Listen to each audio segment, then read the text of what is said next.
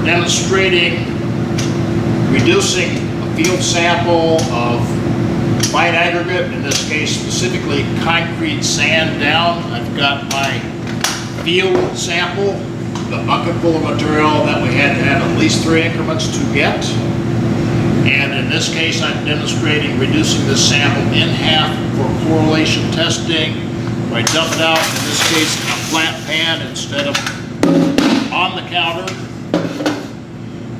Our instructions in IM 336 tells us to blend the material up, create a relatively flat stockpile, and this is going to be a little more crowded than it would be if we were in a real lab situation, so to speak.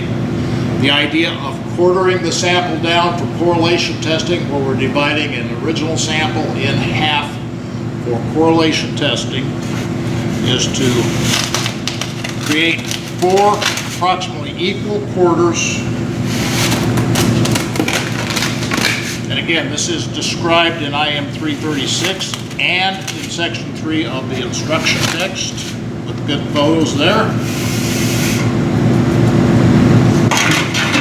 And then as we remove this material, these 2 quarters would be 1 sample for correlation testing by the verification or quality control, and these 2 quarters would be the other half. Now, it is also possible, and we'll see this information both in section 3 of the instruction text and in materials IM 336, we could use a 2-inch riffle chute splitter to reduce this sample in half to accomplish the same thing. But each half has to weigh at least 5,000 grams.